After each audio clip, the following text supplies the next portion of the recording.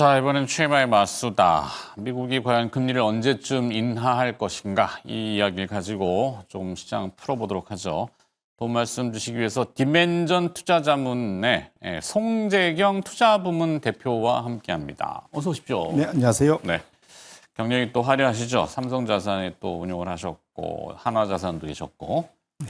자, 운용하는 입장에서 보면 이 금리라고 하는 변수는 상당히 민감한 이야기고 특히 한미 금리 격차가 지금은 200bp까지 벌어져 있긴 합니다. 그런데도 금융시장이 상당히 안정적이고 뭔가 기대감도 있는데 미국이 금리를 좀 낮춰주길 기대하는 거는 미국 내에서도 그렇고 우리 입장에서도 보면 좀 그런 게 있는데요. 어제 이 파월 의장이 또 어디 나와서 하원이죠. 네네. 발언을 했는데 경제가 여전히 강하다 이렇게 표현을 했습니다. 이게 어떤 의미를 품고 있을까요? 결론적으로는 금리 인하 압력을 버틸 수 있는 가장 큰 근거로 사실은 경제가 강하다라고 대답을 한 거다라고 보셔야 될 것 같고요.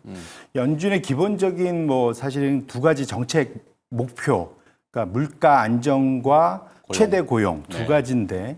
결국은 지금 연준에서 보기에는 현재의 고용 상황이 상당히 안정적이기 때문에 거기에 비해서 지금 현재 물가는 지금 당장은 괜찮지만 앞으로의 그러한 그 상승 압력 이런 것은 여전히 남아있다고 판단을 하고 있기 때문에 지금 섣불리 올리기는 어렵다라는 판단을 하고 있는 것 같고요. 그런 측면에서 놓고 보면 현재 그 소위 공화당 중심으로 금리 인하 압력, 그건 어제 이제 하원에서도 받은 거고, 당장은 트럼프 대통령이 이런 그 SNS를 통해서 엄청나게 요구를 하고 있지 않습니까? 네네네. 거기에 대한 어쨌든 대응 논리로 경제는 강하다. 현재 고용은 괜찮다라고 얘기하는데요. 냉정해 보면은 3월 달과 그러니까 3, 6, 9, 12 1년에 4번 발표되는 경제 전망 요약 SEP라고 하는데 여기에서 3월 달에 비해서 이번 6월 달에 발표된 올해의 경제 성장률은 1.7%에서 1.4%로 내려잡았습니다. 네. 사실은. 거기에 반면에 실업률과 물가는 소폭이지만 어쨌든 올려잡았거든요. 그러니까 상황 자체는 당장 금리를 인하할 정도의 수준은 아니지만, 그러니까 인하할 수 있는 상황은 그러니까 성장률은 조금 이전보다 낮게 보지만 지금 물가에 대한 두려움 때문에 아직은 좀 지켜보자. 이런 것이 기본적인 태도다. 이렇게 보셔야 될 것 같습니다. 그렇죠. 대표님 말씀하신 대로 연준의 이제 맨데이트라고 하는 책무죠. 인플레이션 파이터 하고 인플레이션을 관리해야 되는 거, 물가, 상승률, 그다음에 이제 고용 지표.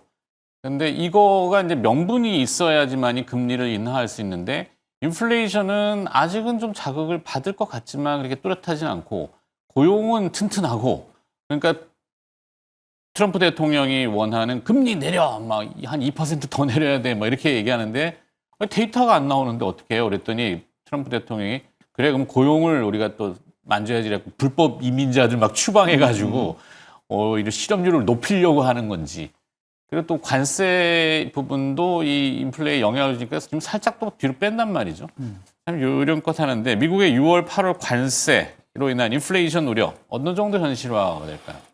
실제로 소위 고빈도 데이터라고 하죠. 이제 네. 옛날과 달리 요즘은 워낙 포스 단말기 이런 걸 통해 갖고 데이터들이 어마어마하게 수집이 됩니다. 그걸 네. 통해서 그러니까 1베이스로 심지어는 시간 단위로 소위 이제 물가에 대한 데이터들이 좀 잡히고 있는데 적어도 지금 온라인상에서 거래되는 전자상거래에서 중국으로부터 수입되는 물건들의 가격 이와 관련해서는 지속적으로 좀 우상향하는 데이터들이 나오고 있거든요. 네. 그렇기 때문에 지금 5월까지는 상당히 괜찮았지만 6, 7, 8월에 대한 우려는 상당히 높고요. 그에 앞서서 대략 한 달에 한 번씩 발표되는 각종 PMI들, 네. 지역 연은에서도 발표하고 S&P에서도 발표하고 ISM에서도 발표하고 제조업 지표. 다들 거기서 나오는 게 서비스업, 제조업 다 공이 지금 이 CPI에 선행이 되는 지불 가격들, 그 제조업체들이 이 업체들이 내가 좀 돈 주고 사오는 것은 이미 3개월 전부터 우상향을 하고 있거든요. 네. 결국 그 시차를 두고 이것이 6, 7, 8월 달에 그대로 연계가 될 것이라고 보고 있기 때문에 이제 걱정을 하고 있는 거고요. 마지막으로 지역 연원들이 기업들한테 서베이를 최근에 한 2, 3개월간 열심히 했습니다. 네. 그러니까 관세 때문에 너희들 비용 올랐니? 질문하고요. 그 비용을 얼마나 전가할 거니? 그 질문을 다 했을 때 대부분들이 두어 달 사이에 거의 절반, 거의 그러니까 20%를 제외한 80%가 적게는 한 20%, 많게는 100%다 비용 오른 만큼, 관세 오른 만큼 다 전가할 거야. 이런 대답을 했기 때문에 6, 7, 8월에 적어도 연준은 상당히 긴장하면서 물가를 보고 있다. 이렇게 보셔야 될 것 같습니다. 네. 그렇다면은 뭐 데이터 디펜던트 하는 데이터에 의존하는 연준의 특성상 금리 인하를 위한 트리거 결정적인 뭔가 포인트가 있어야 되는데 결국 고용 지표일까요? 맞습니다. 일단은 고용 지표가 심지어는 물가가 상당히 높은데도 불구하고 고용 지표가 너무 나쁘면 네. 그러면 사실은 이제 당연히 될 건데 통상은 이 두 개는 연계가 돼 있습니다. 잘 아시겠지만 고용 지표가 나쁘면서 물가가 높은 건 우리가 70년대에 봤던 스태그플레이션입니다. 그렇죠. 네. 근데 통상적으로 이것이 다시 나타나지는 않을 거다라고 이제 일반적으로 생각을 한다면 고용이 둔화되면 자연스럽게 쓸 돈이 없어지니까 물가도 자연스럽게 잡힐 겁니다. 그렇기 때문에 1차적으로는 물가를 보는 게 먼저다라고 생각을 해야 될 것 같고요. 그 물가가 높은데 수입이 줄어들고 또 내지는 고용이 불안해지면 돈을 안 쓰게 되고 이러면은 자연스럽게 이제 고용 지표가 안 좋아지고 이런 것에 연결이 돼서 그 다음에 이제 금리를 낮추는 이런 수순이 될 거기 때문에 1번은 물가가 안정되느냐, 2번은 고용이 둔화되느냐 이 순서대로 연준이 계속 열심히 쳐다볼 거다 이렇게 생각을 하고 있습니다. 네. 지난 18일에 미국의 이제 공개시장위원회 FOMC가 열리고 그들의 표현에 뭐 스티커 붙이는 뭐 요즘은 이제 손으로 붙이는 건 아니고 이제 전자로 하지만 점도표라는 것에 메르디안이라고 하는 중간값이 한 3.9%로 나온 걸로 제가 기억합니다. 맞습니다. 지금 현재 기준금리 4.5%니까 한 두 번이나 세 번 정도 25bp 내린다고 치면은 내린다고 치면 두 번 정도 인하를 할 텐데 언제 하느냐. 그 연준 내에서도 지금 7월 인하론이 있고 파월 의장은 좀 전에 말씀하셨더니 좀 지켜봅시다. 그러면 9월인가? 그래서 CME 페드워치는 이제 9월 쪽으로 지금 무게는 이동해 가는 것 같긴 한데 어떨 것 같아요? 그 7월에 금리 인하 가능성? 네, 말씀 주신 대로 페드워치에서 보는 그것이 좀 더 맞을 것 같고요. 시장은 좀 더 원래 이제 시장은 상당히 좀 욕심이 많다 보니까 두 번 이상 좀 금리 인하를 했으면 좋겠다라는 측면에서 2년물 금리는 그보다 더 아래로 좀 내려가고 있습니다. 3.8 뭐 이 정도까지 내려와 있죠. 그런데 점도표를 말씀 주신 대로 3월 달과 6월 달을 비교를 해보면 그러니까 그러니까 적어도 말씀 주셨던 이제 중간값이 되는 두 번 인하의 점을 찍었던 사람들이 이전에는 9명이었다면 이번에 8명으로 한 명이 줄었어요. 네네네. 반면에 한 번 인하하자 또 내지는 아예 인하 없이 그냥 연내 유지하자가 오히려 특히 연내 유지가 오히려 한 3명이 늘었습니다. 네. 그러니까 아래서 그러니까 두 번 인하, 한 번 인하에서 한 명, 두 명이 빠져나와서 다 유지로 올라가서 기존의 3명이 7명으로 엄청 늘어나 버렸어요. 그래서 현재는 이번에 적어도 연준의 큰 변화는 매파적으로 변화했다. 금리 인하의 두 번 인하의 중간값은 유지가 됐지만 전반적인 색깔은 매파적으로 바뀌었다 보셔야 될 것 같고요. 최근 한 주 사이에 그 기대가 올라온 것은 대표적으로 그 2명, 크리스토퍼 월러 이사, 그다음에 두 번째 미셀 보우만 부의장 이 두 분이 매파적이잖아요, 원래. 예. 금리 인하하자라고 이제 나오면서 저 정도 되면 분위기 바뀌는 거 아니냐라고 생각을 하는데 약간 좀 정치적인 의도도 있는 것 같아요. 그러니까 그렇죠. 이 두 분이 대표적으로 트럼프 일기 때 뽑혔던 연준 임원들이시고요. 네네네. 그다음에 크리스토퍼 월러 같은 경우는 이번에 차기 내년 5월에 이제 새롭게 바뀔 차기 의장 후보 중에 하나입니다. 그다음에 미셸 보우만도 상당히 매파적이었다. 이번에 급 비둘기로 선회를 하는 걸 봐서는 트럼프의 영향을 좀 받고 있는 것 같고요. 그 두 분은 조금은 좀 그 색깔을 보고 판단하시고 나머지 전반적인 색깔은 6, 7, 8월에 대한 매파적인 대응으로 임하고 있다. 이렇게 해석을 하셔야 될 것 같습니다. 트럼프 대통령은 왜 이렇게 금리 인하에 집착을 할까? 생각해보면 뭐 다명한 얘기지만 미국의 버젯, 이 부채 한도, 뭐 이거가 이제 8월에 또 본격적으로 다가오고 자기의 뭔가 성과나 업적을 좀 지금 막 하고 싶은데 뜻대로 되는 건 한 개도 없잖아요. 네, 네. 뭐 이란 이스라엘 문제도 어제 또 삐거덕거리니까 그냥 부락 해가지고 막 하는 거 보면은 다혈질이신 것 같은데. 자, 과거 트럼프 일기 때는 우리가 잘 기억하는 2019년도 이 코비드 19 아닙니까? 네. 코로나 때니까 뭐 금리 인하가 굉장히 당연한 경기를 살려야 되니까. 근데 지금은 좀 상황은 다르죠. 네. 말씀 주신 대로 코로나 위기를 겪으면서 지금 미국의 제일 큰 부담은 잘 지적해 주신 대로 부채가 어마어마하게 늘었다는 겁니다. 당시에 비해서 지금은 GDP 대비 지금 정부 부채 비율이 120%를 사실상 넘어가고 네. 기준에 따라서 다른데 그렇죠. 전반적으로 그전보다 상당히 올라갔고 그때는 제로금리였지만 지금은 평균금리가 3% 중반대까지 적용되는 게 실제로 지금 시장금리는 10년물 기준으로 뭐 4%가 넘지만 이렇게 놓고 봤을 때 미국의 그 예산 중에 제일 많이 나가는 단일 아이템으로 보면은 이전까지는 국방비였는데 네. 지금은 단일 아이템으로 이자 비용이 지금 1등이 돼 버렸습니다. 그렇죠. 결국은 그냥 세금 걷어서 이자 갚는데 제일 급급한 상황이 되고 있기 때문에 이것이 지속된다면 미국의 GDP 성장률이 지속되기가 만만치 않은 상황이다. 일차적으로 이렇게 보셔야 될 것 같고 이것 상황이 계속 악순환이 될 수 있어서 지금 여기와 관련해서 미국의 그런 의회의 예산처 상당히 독립적인 이쪽에서 지금 얘기하는 게 10년 내에 현재 120%, 123% 되는 GDP 대비 부채 비율이 150%를 넘어갈 수도 있다. 지금 정말 안 좋게 보는 분들은 한 170%까지도 얘기를 하고 있거든요. 상당히 이렇게 되면 결국은 금리 자체가 그래서 지금 최근의 상황에 제일 미국에 대한 고민이 뭐냐면 네. 이렇게 어려운 시기에 이 중동의 전쟁이 지금 막 발생하고 네. 그 앞에 뭔가 관세 전쟁이 일어나고 전 세계에 뭔가 문제가 일어나면 모든 나라의 돈들은 안전자산인 미국의 달러와 미국의 국채로 몰려들었던 것이 지난 50년간의 큰 서로 간의 약속이었는데 네. 이것이 최근에 완전히 깨져버리고 그렇죠. 있습니다. 달러 덤핑이. 예, 그래서 지금 달러가 이 상황에서도 약세를 지속하고 있고 그 와중에 보면 미국의 국채 금리는 오히려 더 높아지는데도 달러가 약세라는 측면에서 놓고 보면 네. 사실은 상당히 좀 고민스러운 것만은 분명하다. 따라서 지금 적어도 트럼프 입장에선 금리를 낮춰서 사실 본인도 알 겁니다. 관세를 이렇게 올리면 네. 단기적으로 인플레이션 압력이 있다는 걸 알기 때문에 그렇죠. 본인의 정책을 좀 더 원활하기 위해서라도 좀 연준이 좀 받쳐줬으면 좋겠는데라는 것 때문에 이제 금리 인하를 압박을 하고 있는 건데요.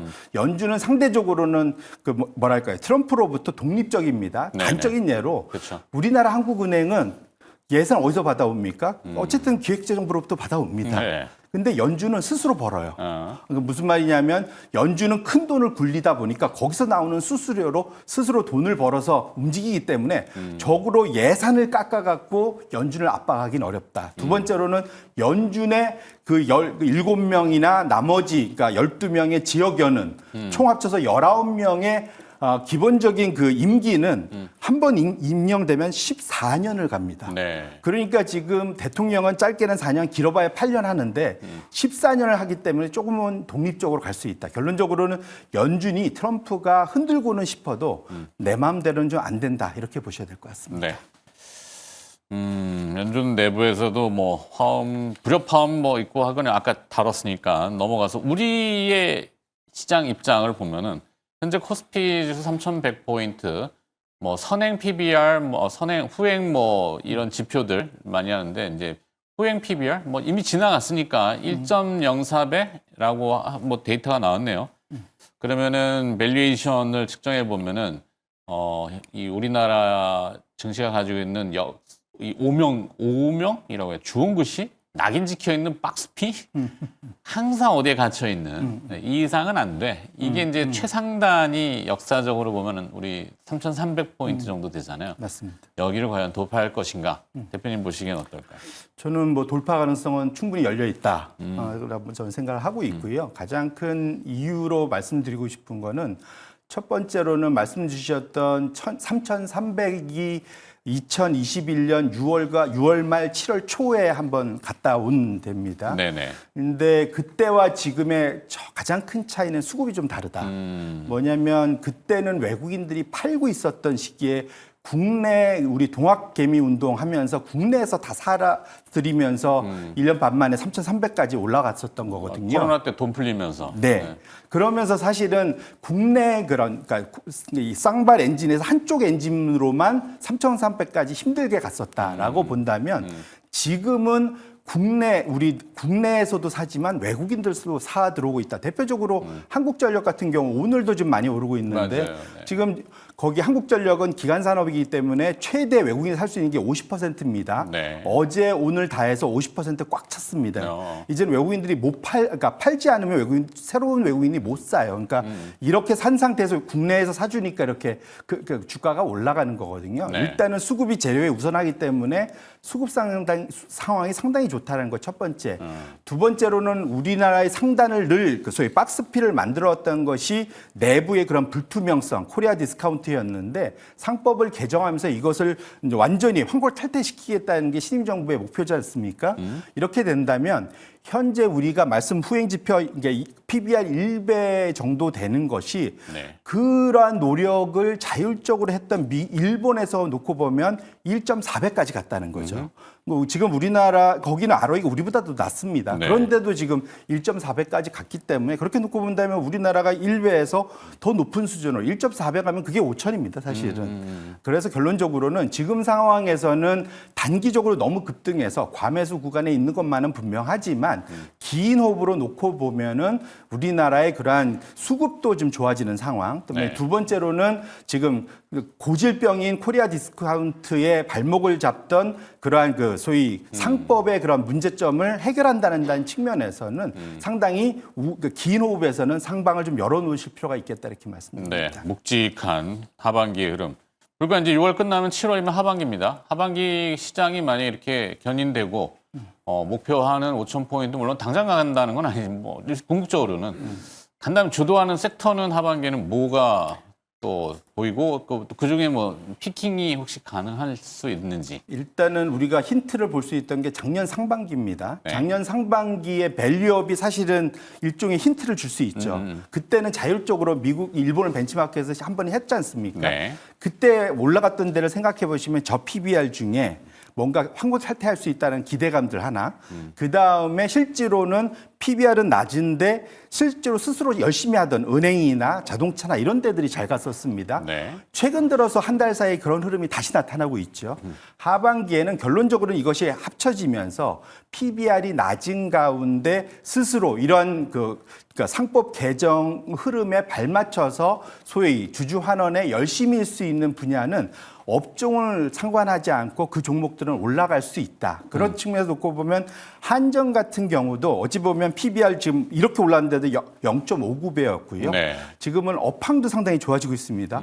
환율이 강해지고 있고 그다음에 유가가 떨어지면서 영업 환경도 좋아지고 있잖아요. 네. 그래서 하반기에는 업황이 괜찮은 쪽에서 저 PBR 종목들을 중심으로 피킹을 해 보시면은 외국인들과 같은 방향으로 갈 수 있겠다 이렇게 말씀드립니다. 네. 역지사지군요. 외국인 입장에 한번 돼보자. 생각을 해볼 필요가 있는 하반기. 잘 들었습니다. 자, 금리와 주가에 대한 솔루션을 들어봤고요. 디멘전 투자자문의 송재경 투자부문 대표와 함께했습니다. 고맙습니다. 네, 고맙습니다.